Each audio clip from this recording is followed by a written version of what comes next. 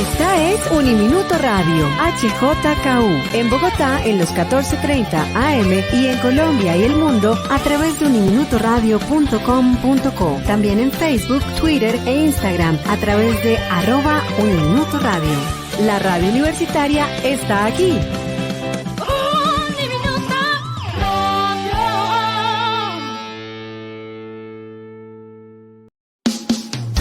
Uniminuto Radio presenta El Puente. Hola, ¿qué tal? Bienvenidos al Puente, un escenario donde se integran diversas voces. Un espacio de diálogo, creatividad y encuentro. Muy buenos días para todos, bienvenidos al Puente, un espacio de diálogo, encuentro y creatividad de Uniminuto Radio. Les damos una cordial bienvenida a todos los que nos sintonizan a través de los 14:30 M o a través de www.uniminutoradio.edu.co. También enviamos un saludo a todas las personas que nos siguen a través de nuestras redes sociales, por nuestro canal de YouTube, por nuestra página en Facebook. Ahí ustedes pueden ir comentando sobre los programas, sobre este programa que va a ser muy interesante como todos los de nosotros. Y esperamos ahí leerlos, obtener alguna información de ustedes y mirar cómo se desarrolla este diálogo. Recordemos que la dirección de este espacio está a cargo del proyecto Marfil, en unión al Departamento de Filosofía de la Universidad Uniminuto. Saludamos en nuestro control master, como siempre, a Evelyn, que es la persona que está detrás de bambalinas acá acompañándonos. Y en nuestra mesa de trabajo hoy nos acompaña un invitado muy especial, como son siempre nuestros invitados acá en el programa del Puente.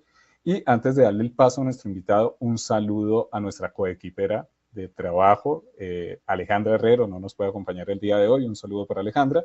Y a todo el equipo Marfil, al profesor Víctor Rojas, al profesor Simón Dumé, a la profesora Linda, a la profesora Tatiana y a todos el equipo de trabajo, como ya lo decía, que nos acompaña en este escenario llamado El Puente y llamado Marfil.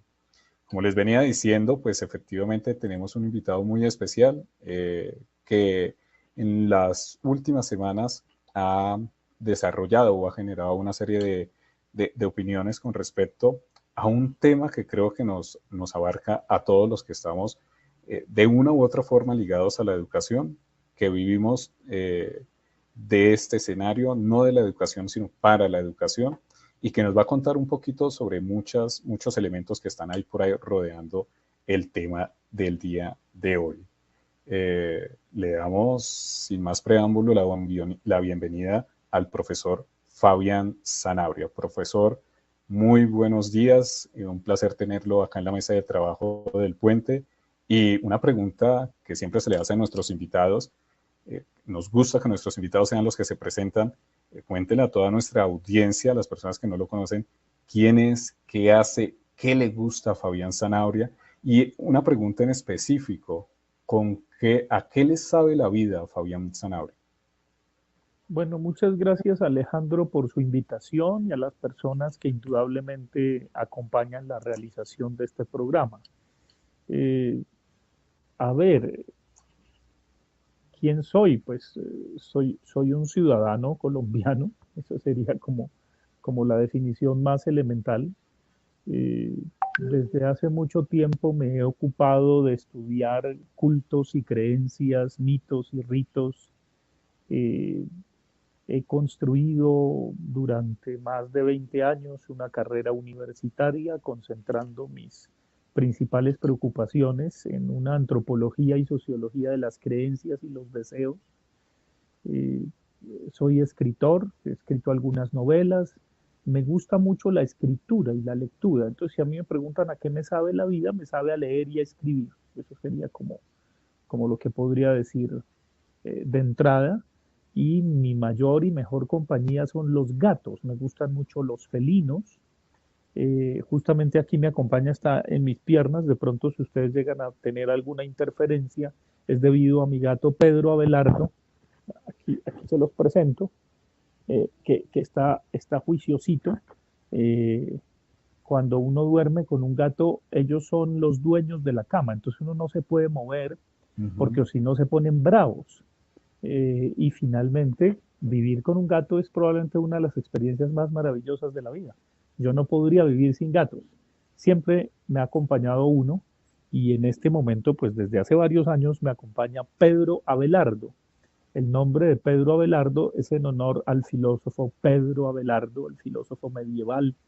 Recuerden ustedes que tuvo un contrincante que fue San Bernardo, el fundador de la orden del Cister, de los cistercienses, era muy envidioso de Pedro Abelardo, porque Pedro Abelardo era un hombre libre, y entonces en su libertad se enamoró de una filósofa que se llamaba Eloísa, y San Bernardo todavía no era santo, la iglesia lo canonizó después, pues lo mandó castrar. Esa fue la venganza de San Bernardo, el futuro San Bernardo, con Pedro Abelardo. Pero indudablemente uno no se acuerda sino de la mezquindad y la envidia de San Bernardo, que la iglesia lo canonizó, y se olvidan de la gran obra de Pedro Abelardo, que fue un filósofo que, dijéramos, conectó a Oriente con Occidente. Eso es. Y obviamente, pues, Pedro Abelardo, mi gato, se llama así en honor al filósofo, porque su mamá se llamaba Eloísa.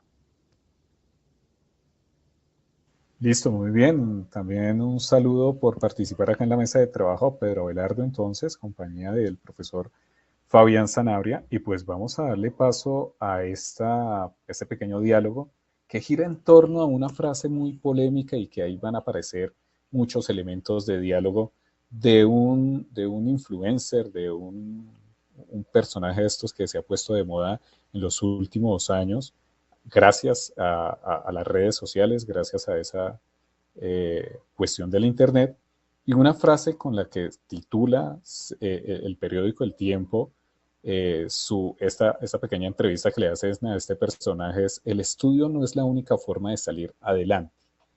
Y lo dice un personaje reconocido para todos los jóvenes y para muchos como la liendra. Y de ahí empieza como la intención de este programa y la invitación al profesor Fabián Sanabria con respecto a esto que ha generado diferentes opiniones.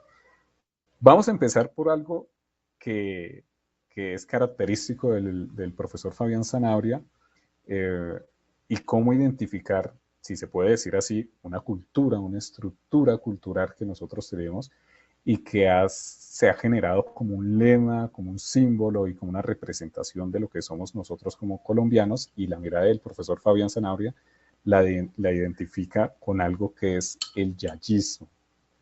Y él lo denomina más exactamente como el yayismo mágico.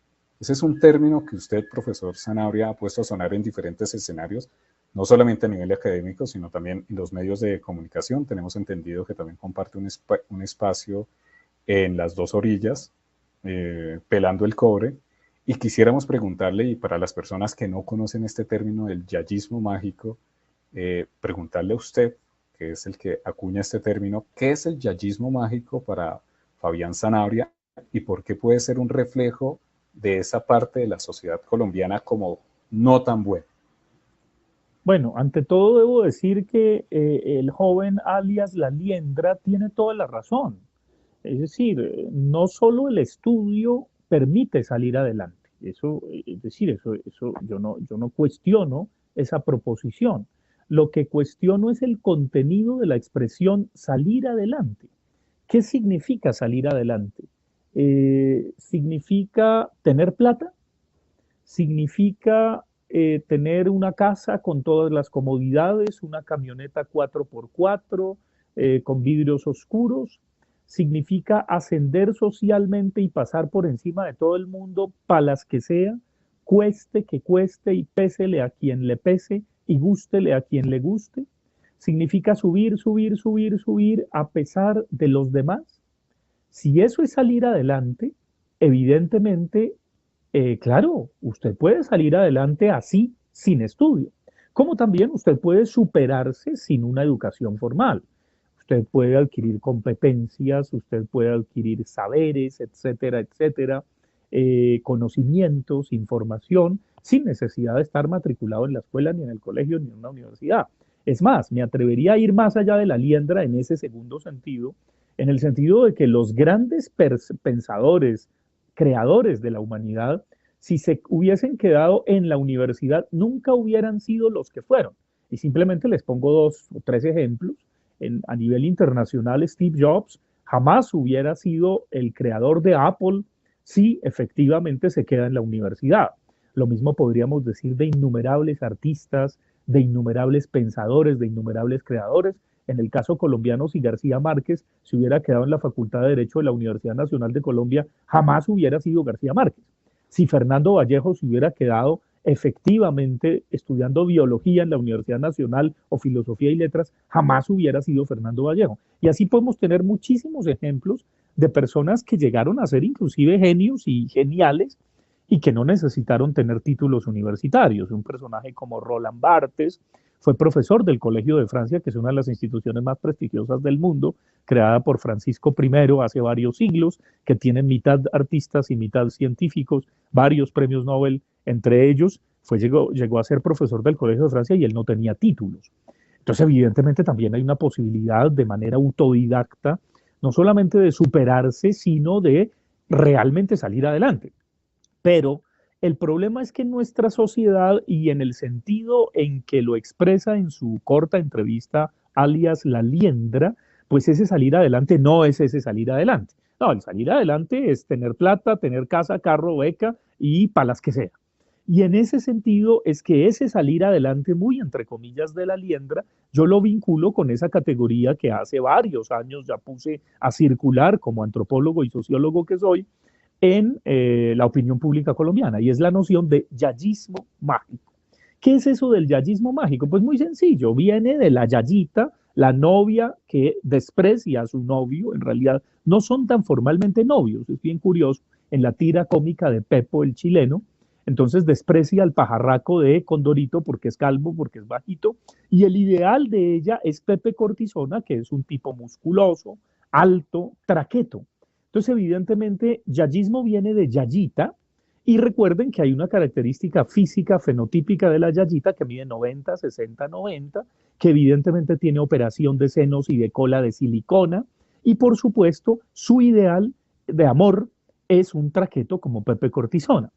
En nuestros días, y cuando yo hablé del yayismo mágico, lo vehiculaba a una noción que es una especie de capital que el célebre sociólogo francés Pierre Bourdieu no vio. Él habló de capital social, capital político, capital cultural, capital científico, capital religioso, capital deportivo, etcétera, pero no vio un capital que es un capital de ascenso social que existe.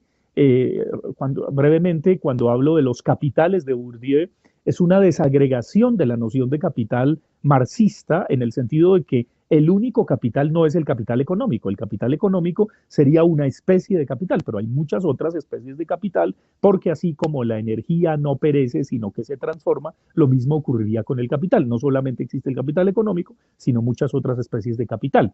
Entonces, el capital que no vio Bourdieu es el capital sensual. Lo que naturaleza no da, más factor nos lo presta.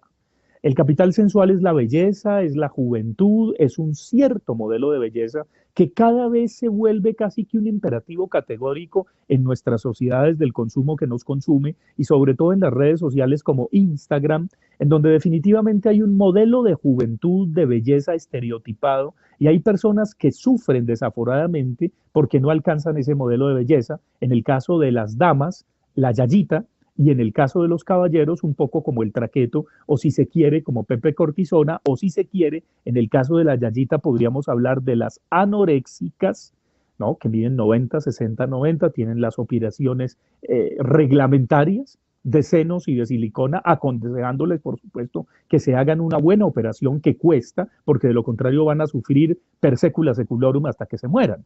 Si se hacen una mala operación, va a ser un sufrimiento mortuorio durante el resto de sus días. Y en el caso de los caballeros son los vigoréxicos, que generalmente son enanos empaquetados, es decir, muchachos muy bajitos, pero que tienen el supermúsculo, desarrollan algunas piernas, evidentemente sufren terriblemente por tener un poquito de barriguita, por unos centímetros de menos y kilos de más, la gente se enloquece de sufrimiento, y entonces ese modelo estético corporal de capital sensual de la yayita, o de la anoréxica y un poco del traquetico, el vigoréxico, el enano empaquetado muchas veces, pues evidentemente son herencia del narcotráfico en Colombia. Esa estética pegó como la estética del mármol, imitación mármol, como la estética de los muebles, imitación cuero, que en realidad es cuerina, ojalá color verde, como la estética del recontralacado, del recontrabrillante, etcétera, etcétera. Y desgraciadamente lo que uno ve en los edificios, en la arquitectura, en los espacios más íntimos de muchas ciudades de Colombia, es esa estética traqueta de yayismo mágico. Y obviamente eso está asociado al lavado de dinero, eso está asociado al Palas que sea, eso está asociado a Maluma, a James Rodríguez, eso está asociado a ese tipo de ídolos de barro que evidentemente no son capaces de sostener una conversación por más de 30 minutos. No a Egan Bernal, por supuesto. Egan Bernal es un muchacho que tiene criterio, es un gran deportista, es alguien que es capaz de rechazar la cruz de Boyacá del presidentico Duque. Le dice, no señor, hay honores que deshonran, imagínense. Esa respuesta fascinante de Egan Bernal. Y tiene toda la razón. Después de que le han dado la condecoración más importante del país a personajes de dudosa procedencia, y no solamente de dudosa procedencia, dijéramos de su origen, no, sino en cuanto a su ética y su moral, pues evidentemente es un honor que deshonra. Y en ese sentido, pues Egan Bernal es un muchacho que tiene lucidez, que tiene criterio, además de ser un gran ciclista, y que puede efectivamente, sin necesidad de hablar otros idiomas, por lo menos tener la pronunciación para responder en inglés, en francés o en italiano a periodistas internacionales. Eso es una cosa que admiro profundamente de él y por supuesto un muchacho que tiene criterio. Pero cuando efectivamente él no se sublima o no se subleva, más bien a reptar ante el poder, pues evidentemente los patrocinadores oficiales tratan de mirarlo feo, pero no lo pueden del todo porque ganó no solamente el Tour de France, sino el Giro de Italia. Entonces, en ese sentido, cuando tenemos esos personajes, J Balvin, tenemos a James Rodríguez, tenemos a Maluma, tenemos a La Liendra y a miles de muchas Liendras, muchos Jameses, muchos Malumas, pues apague y vámonos. Si ese es el modelo a seguir para la juventud, estamos copiando ese modelo de Palas que sea, del salir adelante cueste que cueste, pase lo que pase, duélale a quien le duela, pésele a quien le pese, y efectivamente, sin darnos cuenta, somos subsidiarios de un modelo traqueto de cultura. Bien interesante la posición que representa el profesor Fabián Sanabria acá en el puente. Recordemos nuestro hashtag del puente en casa en esta época de pandemia. La relación que existe entre precisamente el yayismo mágico y esa estructura como lo mencionaba, social, digámoslo así, el traqueto colombiano de aquellas décadas que todavía al parecer después de tantos años se sigue perpetuando en nuestra sociedad y en nuestro modelo de vida, que lo ha adoptado jóvenes, en ese caso con esa forma de dinero fácil, y que esa es la forma o la meta para triunfar, es el reflejo que entrega un lema que también lo ha dicho acá el profesor Fabián Sanabria, que es Palas que sea, ¿sí? Palas que sea. Es una frase como que retumba en los oídos, hace mucho ruido, mirando nuestra historia social y esa vinculación con la violencia. Precisamente nuestra segunda pregunta, profesor Fabián Sanabria, gira en torno a eso. Porque un lema como Palas que sea se puede convertir en un símbolo de una historia de violencia hoy para nosotros los colombianos, no solamente de violencia, de muerte, de ignorancia, y que marca un poco esa estructura histórica de nuestro país. Pero además de eso, ¿por qué se convierte en un lema que cala mucho en las juventudes, no solamente en las juventudes, pero lo digo de manera muy amplia, en diferentes escenarios o espacios sociales colombianos? Bueno, por una razón muy sencilla, y es que desgraciadamente desde hace un tiempo en Colombia, unas buenas décadas, porque no siempre fue así.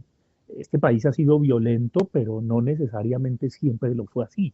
Casi que historiográficamente uno lo puede relacionar ese momento preciso en que las élites empezaron a tomar sopa, seco, sobremesa y postre con el narcotráfico y con lo ilícito, en el gobierno de un señor que hablaba entre las narices y usaba un corbatín, y todavía se cuentan chistes malos de ese señor, y desgraciadamente el centro de convenciones de Cartagena lleva el nombre de ese miserable.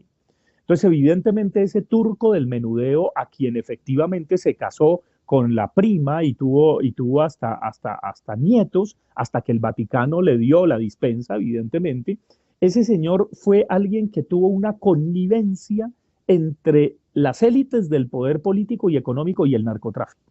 Entonces, esto es algo que pasó de agache con el proceso de paz en Colombia y nadie lo ha dicho explícitamente. Las élites colombianas, tanto económicas como políticas, en su amplísima mayoría, tomaron sopa, seco, sobremesa y postre con el narcotráfico. Hubo una especie de concubinato o amangualamiento entre las élites del poder y el narcotráfico. El narcotráfico llegó a someter a las élites, a pesar de que algunos se jactan de que no los doblegó Pablo Escobar. El expresidente Gaviria se jacta de eso, pero se equivoca, porque Pablo Escobar se hizo construir una catedral, una cárcel para él, y desde allá hizo que viniera el viceministro de Justicia de ese entonces, que según las malas lenguas era amante de César Gaviria, y efectivamente acorraló a Gaviria y se les voló. Esa historia, es decir, es que basta revisar Google, basta googlear y ver que efectivamente no solamente se hizo construir la catedral Pablo Escobar, sino que chantajeó al gobierno de Gaviria, hizo que llegara el viceministro de Justicia, que repito, según las malas lenguas, era el amante de César Gaviria Trujillo, hoy sonoro presidente, expresidente de Colombia, que después fuera secretario general de la OEA y saliera en helicóptero de la Casa de Nariño, por si no se acuerdan de él, y que se ganó, efectivamente él se ganó la presidencia en un cementerio, en el entierro de Galán. Cuando el hijo mayor de Galán lo designó a él, que era el jefe de debate de Galán, pues evidentemente se sacó el lema de con Gaviria habrá futuro. Para los que no se acuerdan de eso, simplemente googleenlo y ahí encontrarán el afiche. Entonces, efectivamente, este señor Pablo Escobar, pues lo acorraló y después se les voló. Claro, después vino el bloque de búsqueda y entonces es ahí donde Gaviria César, no el nuevo Gaviria que va a volver que viene dentro de poco, que dentro de poco será ex rector de la Universidad de los Andes y va a ser candidato presidencial, por supuesto, no ese, que entre otras cosas lo respalda César, obviamente, porque es que la historia siempre se repite, es chistosísimo este país.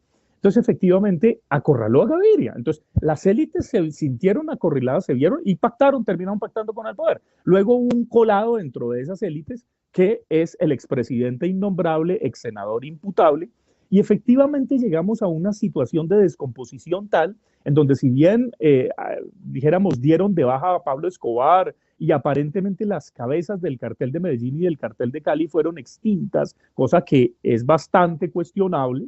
De todas maneras, Colombia sigue el principal, oigan bien, el principal exportador de coca del mundo. Eso es una realidad que no podemos negar.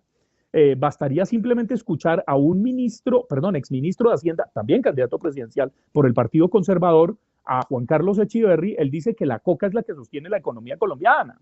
Entonces, no nos digamos mentiras, es decir, lo que pasa es que de esas cosas nadie habla en las familias bien pensantes de nuestro país. Entonces, efectivamente, esa idea del narcotráfico y esa idea del cueste que cueste y hagámosle, fue la que incubó de manera paisa, y hay que decirlo que ahí el eje cafetero culturalmente jugó un rol palas que sea, al punto de que un aguardiente, que evidentemente es de la región, tuvo ese lema de palas que sea.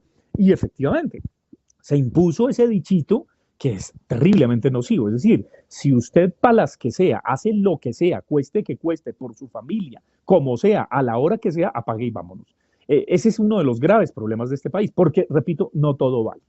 No todo vale ni estética, ni ética, ni política, ni culturalmente. Pero si todo vale, efectivamente, pues evidentemente seguirán mandando en este país los mismos con las mismas, y desde el presidente de la República hasta la señora que vende empanadas van a ser unos tramolleros que le van a jalar a la palada, la tajada, la mordida, el atajo, al todo vale.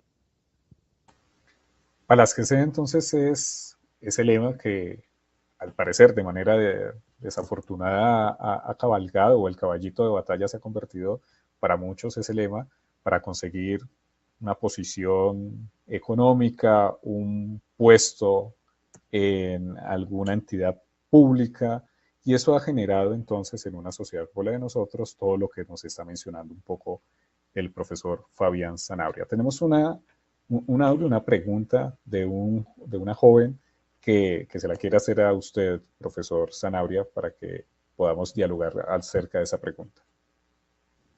Buen día, mi nombre es Angeli Bayos y mi pregunta para el profesor Fabián es la siguiente. ¿Cómo logramos la reconstrucción de nuestro país teniendo en cuenta que los medios desvían a las personas de pensar autónomamente para así no cuestionar la información que nos presentan y permanecer con la atención en focos menos importantes? Gracias.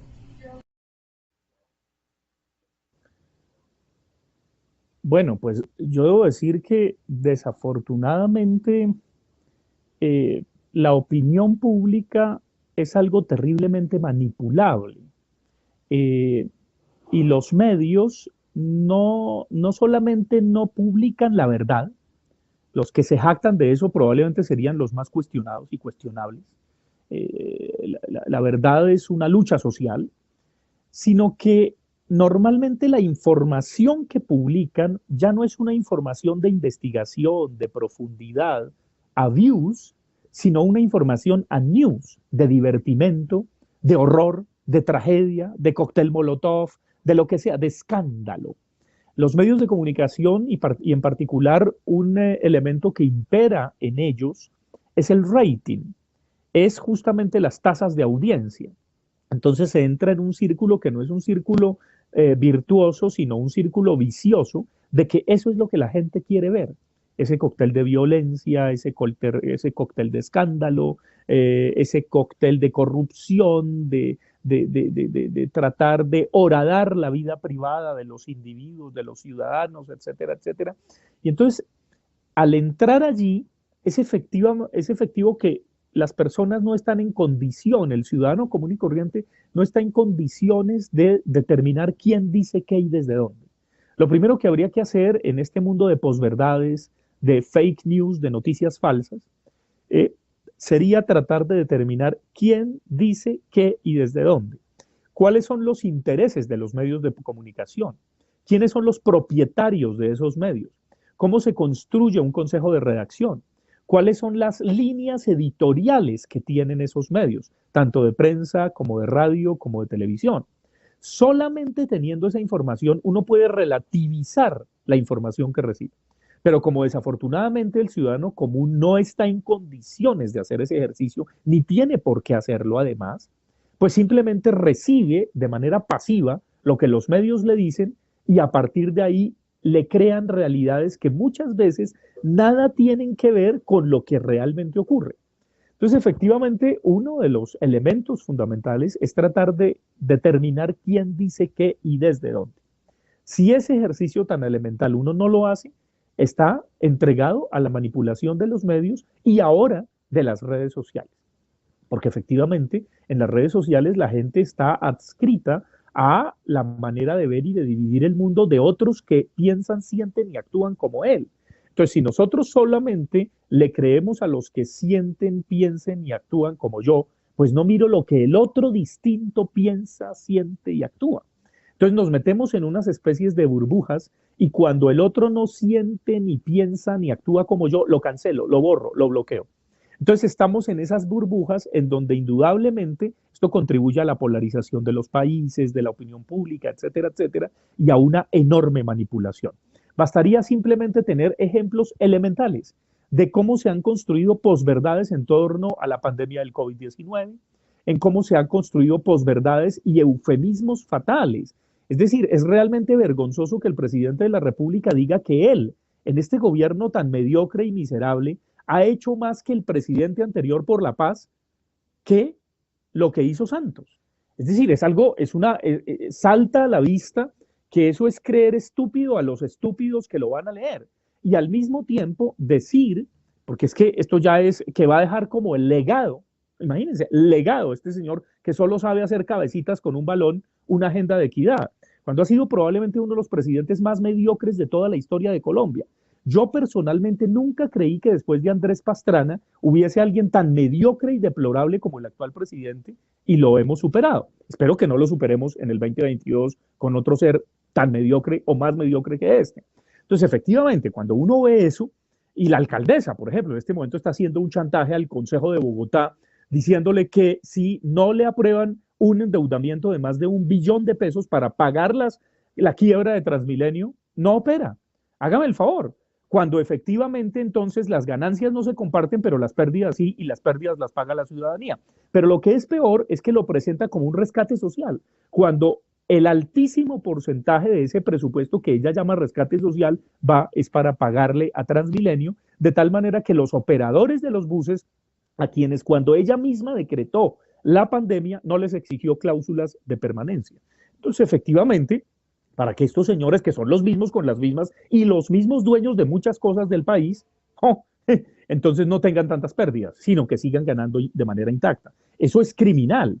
Y es criminal que las personas no puedan tener el mínimo para deconstruir los oxímorons que nos presentan, es decir, las categorías que nos presentan de una manera absolutamente ridícula. En este país estamos acostumbrados a hablar a través de no llamar a las cosas por su nombre. Entonces decimos que la niña quedó embarazada porque se metió en una piscina, que no hay secuestrados sino retenidos, que no hay ejecuciones extrajudiciales de jóvenes sino falsos positivos, hablamos de la pesca milagrosa, del paseo millonario, y así cada quien, repito, desde el presidente de la República hasta las más altas representaciones a nivel municipal o nacional, hablan carreta, es decir, no llaman a las cosas por su nombre y ahí se construyen posverdades. Posverdades como me acabo de enterar, que recuerden ustedes el presidente del Elefante que le financiaron su campaña a la presidencia con dineros del cartel de Cali. Entonces, no me lo van a creer, pero esto ocurrió a mis espaldas.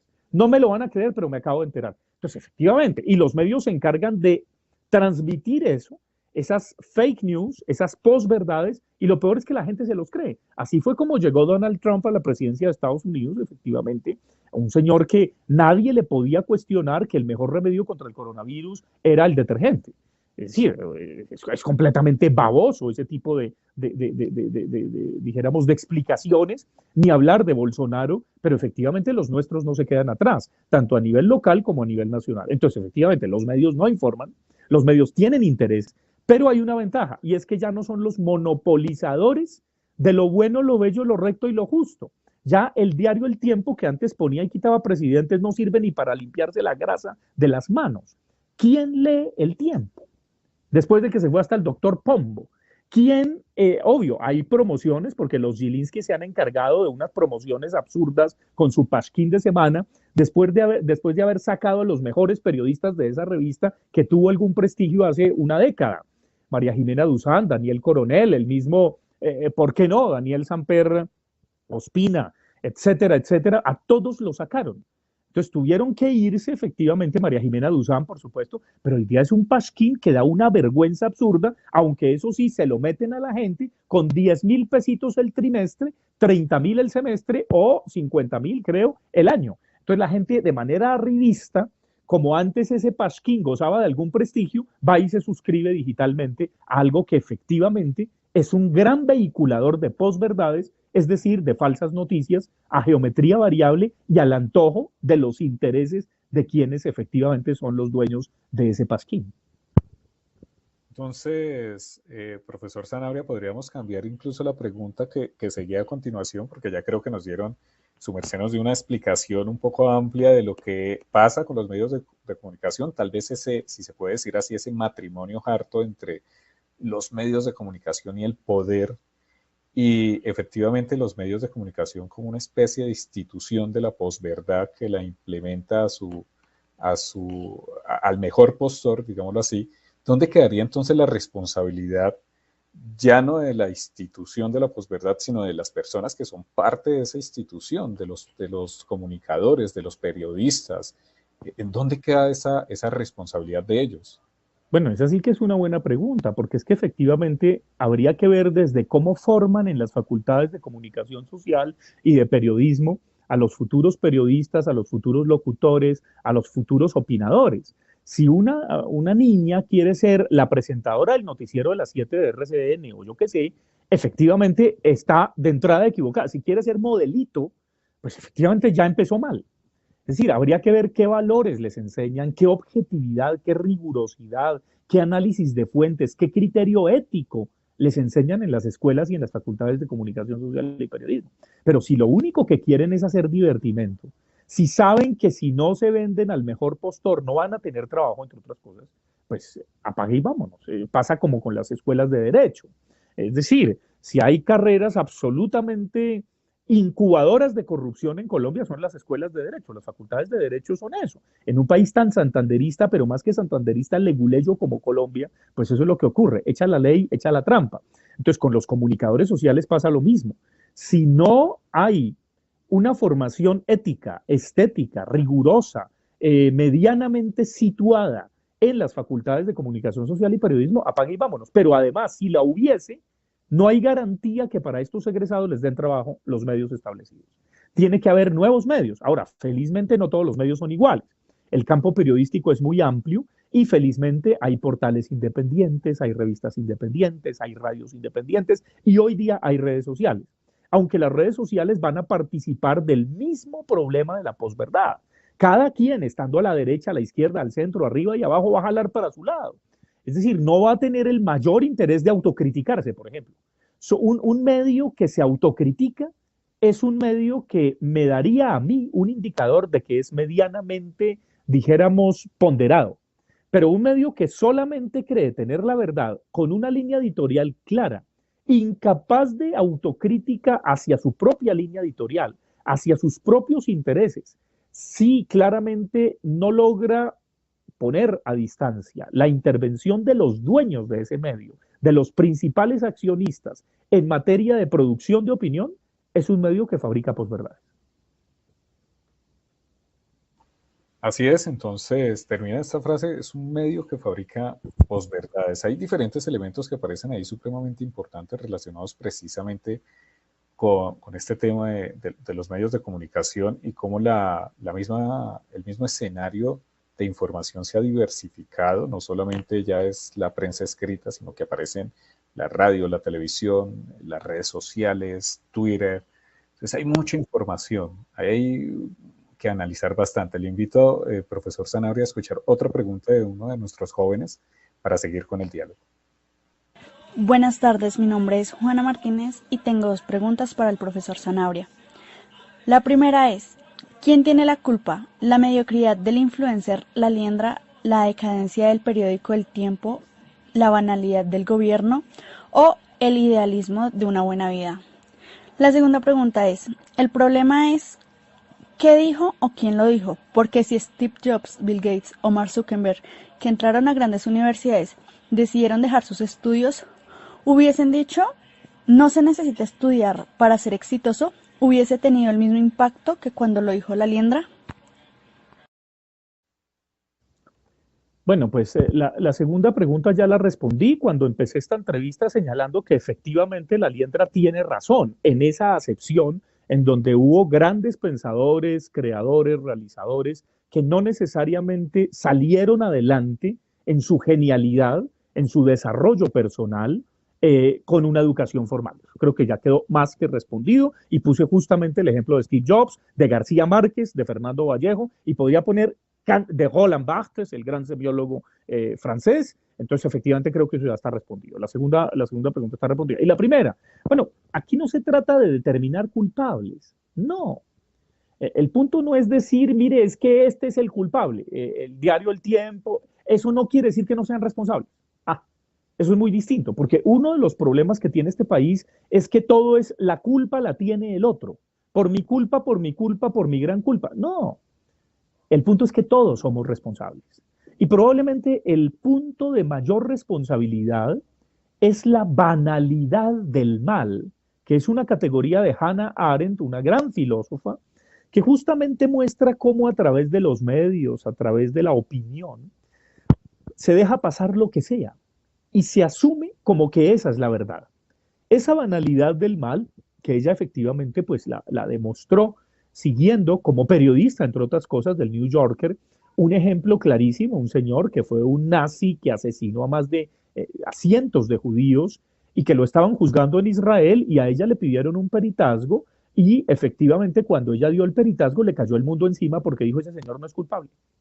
Entonces el Estado de Israel, todos los judíos de la derecha del mundo le cayeron, la izquierda también, etcétera, etcétera, y a partir de ahí ella escribió la noción de banalidad del mal en un libro célebre que los invito a que lo lean a los que les interese, se llama Eichmann en Jerusalén. Y en Eichmann en Jerusalén ella demuestra que ese señor lo que hizo fue obedecer órdenes. Ese señor lo que hizo estando adscrito a un campo donde matar era el pan de cada día y se hacía hasta estéticamente, para él eso no tenía la menor culpa ni la menor vergüenza. Pues bien, eso es la banalidad del mal. Hoy día hemos llegado, por eso hablé del Palas que sea, y por eso cuestioné tan seriamente ese salir adelante en su segunda acepción, la del yayismo mágico, porque es profundamente de banalidad. Es exactamente la misma banalidad del mal de la señora que justifica que le niega un pedazo de pizza a su empleado, que es una señora mezquina y que muy probablemente debe lavar más dinero que EPA Colombia. Pero efectivamente a EPA Colombia sí le cae la DIAN, pero a esa señora, a De Bureau, a ella no le cae la DIAN, porque así es este país. Entonces, efectivamente, un poco los operarios de Transmilenio, los dueños de Transmilenio, a ellos hay que pagarles las pérdidas, se las pagamos todos, pero las ganancias no las distribuyen entre todos. A ellos ni les interesan las estaciones inmundas, por lo demás, de ese servicio completamente fracasado que fue pegado con babas y copiado de Curitiba hace más de 2 décadas por Enrique Peñalosa, quien fue uno de los principales accionistas de Volvo y se enriqueció con ese modelo de transporte. Modelo de transporte que, entre otras cosas, no supo calcular el relleno fluido de la avenida Caracas y le metieron por ignorancia, por estupidez o por corrupción, algo que no calculó el peso de las toneladas de buses que iban a pasar por encima, y por eso es que la avenida Caracas siempre será como una avenida de Burkina Faso. Uno siente que acabó de estallar la Segunda Guerra Mundial por ahí y nunca se arreglará. Y son tan tramoyeros estos malditos mezquinos que nos gobiernan o que pretenden gobernarse y que se creen los dueños del país, que tienen el modelo del metro elevado para tratar de rellenar lo que no rellenaron con el relleno fluido. Porque es que el modelo del tal metro elevado, que esta alcaldesa mentirosa y corrupta no va a ser ni 1 centímetro de metro, es para pasar por encima de ese Transmilenio reventado. No, cuando uno mira esa lógica tan perversa y cuando uno mira que le cuentan chistes de vaqueros a la ciudadanía, apague y vámonos. Es ahí cuando entiendo a los jóvenes que se rebelan y protestan. Muy bien. Respondiendo a esta pregunta, aparece, no hay que buscar culpables, dice iniciando la respuesta a esta pregunta, no hay que buscar culpables, pero habría que mirar entonces ciertos elementos de responsabilidad que recaen en ciertos sectores de la sociedad colombiana. La academia, por ejemplo, un espacio que usted y muchos de nosotros compartimos en diferentes escenarios, colegios, universidades, ¿qué papel juega frente al yayismo mágico? ¿Qué papel juega o debería jugar frente al yayismo mágico, frente a ese lema palas que sea, y frente para todo este escenario tramoyero, como su merced lo menciona en este diálogo? ¿Cuál sería ese papel que jugaría la academia en este escenario? Bueno, pues la academia tendría que tener una sensibilidad crítica hacia este todo vale. Yo pienso que en su momento un personaje como Antanas Mockus jugó un papel importante. Desgraciadamente después se volvió un idiota de los políticos, al servicio de los políticos. Terminó haciendo jugueterías con Uribito, no con Uribito, el de Agroingreso Seguro, sino con el expresidente innombrable y ex senador imputable en pleno Congreso de la República. La segunda vez que se bajó los pantalones ante el Congreso de la República, un 20 de julio, dicho sea de paso, pues ya se vio lo gaga que se volvió, desgraciadamente. Se volvió, repito, idiota de los políticos. ¡Qué tristeza! Muchos creímos en él y en su ola verde y en esa pedagogía ciudadana. Pero cuando uno ve los herederos de eso, incluida Claudia Nayibe, por supuesto Sergio Fajardo y todas esas personas que se las daban de académicos buenos, críticos, etcétera, fueron un fiasco. Es decir, estamos ante la decepción más profunda.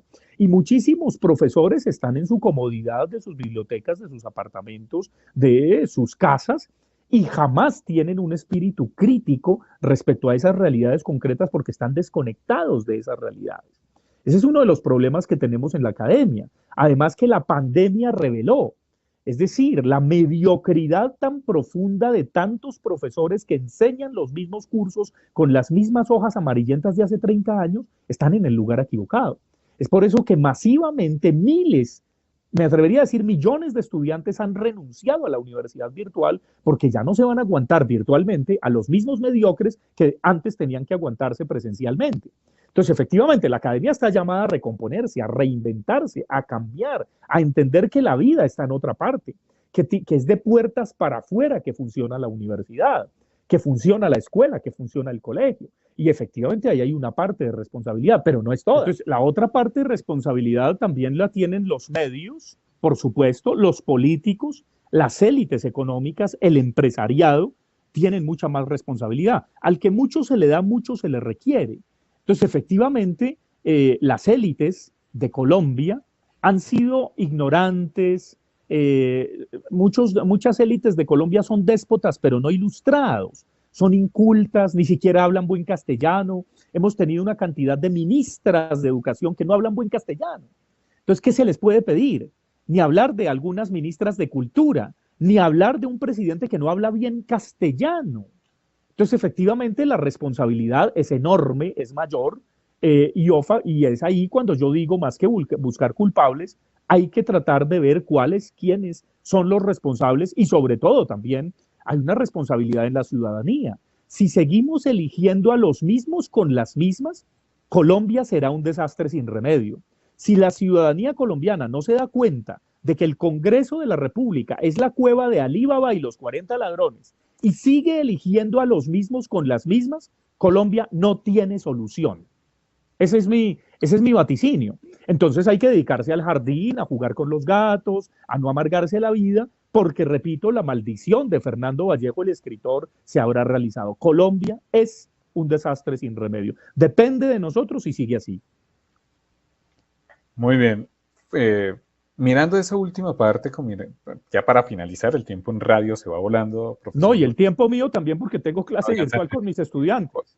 Una pregunta última de un estudiante que le quiere hacer, precisamente con la responsabilidad, la centra en las personas, la responsabilidad.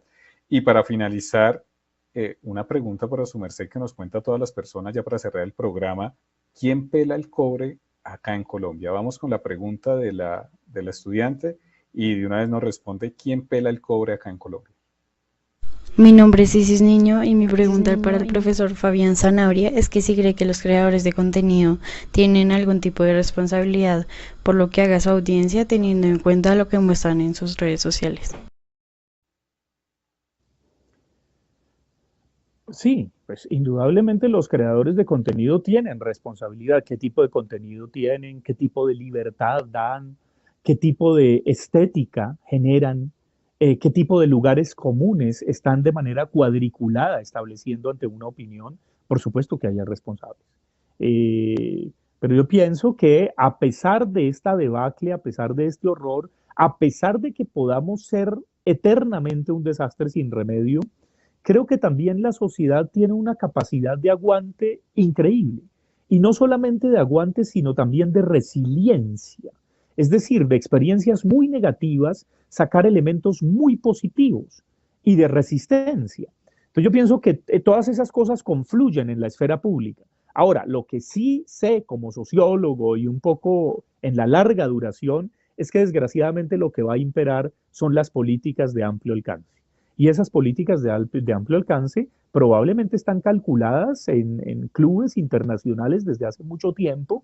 Ya se debe tener calculado quién va a ser el alcalde o la alcaldesa para los próximos 8, 12 años de Bogotá, probablemente apuestas presidenciales muy concretas, saber quién entra, quién le hace contrapeso al otro y quién se impone finalmente. Y dadas las coyunturas, hay asesores de comunicación y no solamente de imagen que efectivamente se encargan de esta prospectiva política, no solamente en un país a veces tan bananero como Colombia, sino en los estados más grandes, eso también está establecido. Claro, hay cosas que no siempre todo se puede calcular y que se les pueden salir de las manos, pero en un país como Colombia hay muchas cosas que están jugadas con antelación y jugadas por gente que tiene mucho poder, que no solamente tiene mucho dinero, sino tiene muchísimo poder y no lo va a soltar tan fácil. Aquí hay que recordar que hay, dijéramos, personas que ponen presidentes, que ponen ministros, que ponen senadores, que ponen representantes, que ponen concejales, que ponen alcaldes, que ponen gobernadores, literalmente. O sea, eso no es una falacia, eso no es una elucubración. Ahora, en medio de eso también hay una ciudadanía que cada vez de pronto se estupidiza menos. Pero cada vez hay una cantidad de mecanismos sociales, comunicativos, que vuelven a estupidizar, idiotizar a la gente. Es como una cosa que va y viene permanentemente.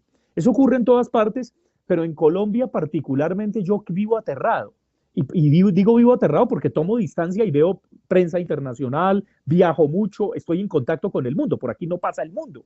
Aquí uno llega a Colombia y es muy difícil si no lees prensa internacional, si no hablas otro idioma, si no salís de la parroquia, pues estás en el ombligo, rascándote el ombligo todo el tiempo, creyendo que ese ombligo es el mundo y eso no es el mundo. Entonces, efectivamente, cuando uno ve, con Colombia pasa algo que es muy, muy paradójico, y es que vivimos de escándalo en escándalo, en escándalo, en escándalo, en escándalo, en escándalo, y de cuento en cuento, y de cuento en cuento, y de cuento en cuento, y el último cuento que nos contaron era la paz, y este gobierno lo volvió trizas. Para cerrar, ¿quién pela el cobre en Colombia, profesor Zanabria? No, pues ¿quién pela el cobre en Colombia? Son todos los colombianos. Todos, de algún modo, a diestra y siniestra, arriba y abajo, pelamos el cobre porque no hemos pensado ni sentido desde hace décadas un proyecto común. Porque este país está cargado de personalismos, de envidia, de mezquindad y sobre todo de arribismo.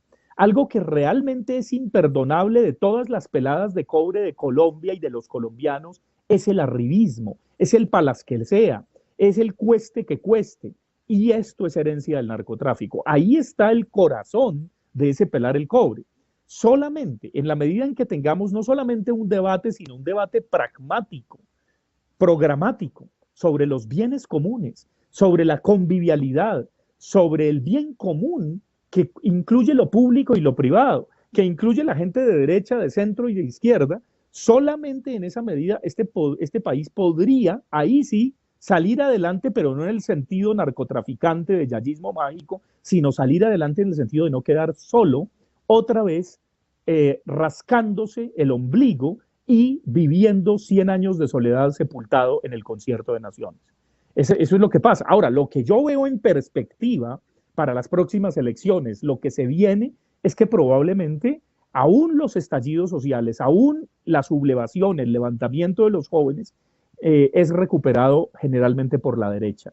Y es recuperado, como ya lo estoy viendo, con un imaginario de volver a los jóvenes vándalos, terroristas urbanos, fabricarlos como un enemigo común, y la derecha va a pedir orden, y la gente tibia, la gente que votó por Claudia Nayibe, va a votar por el que imponga orden, sea de centro o de centro derecha. Claro, y se va a diabolizar al candidato de izquierda, sin decir con esto que sea la salvación o el Mesías el candidato de izquierda, ni más faltaba. No hay Mesías de nada ni de nadie, no hay salvadores de nada ni de nadie. De pronto podría sacudir aún más a Colombia, pero yo no veo en la mediana duración, en el mediano plazo, un horizonte realmente de salida común para este país. No, y es lo que más me deprime, porque ahí lo que veo es que se realiza el eco de la maldición, repito, del escritor Fernando Vallejo: Colombia es un desastre sin remedio. Profesor Zanabria, ha sido un placer compartir este espacio de diálogo con usted, un placer tenerlo en la mesa de trabajo del Puente, y esperamos que esta no sea la última vez que esté con nosotros en este espacio. Muchas gracias por participar. Muchísimas gracias. Hay otra frase que es la única que a mí me da, no esperanza, sino por lo menos ilusión a raticos, no con la colisión de la esperanza, que yo la llamo colisión, y es que también Colombia es un país donde en medio de la mierda crecen flores. Muchas gracias y hasta pronto. Perfecto. De esta manera estamos llegando al final de nuestra emisión del día de hoy. Agradecemos a todas las personas que nos han sintonizado a través de los 14:30 AM por www.uniminutoradio.edu.co, y agradecemos obviamente a nuestra Control Master, a Evelyn, que nos acompañó también en este proceso, y nos seguimos escuchando y viendo en una próxima emisión del Puente. Esta es Uniminuto Radio, HJKU, en Bogotá en los 14:30 AM y en Colombia y el mundo a través de uniminutoradio.com.co. También en Facebook, Twitter e Instagram a través de @Uniminuto Radio. La radio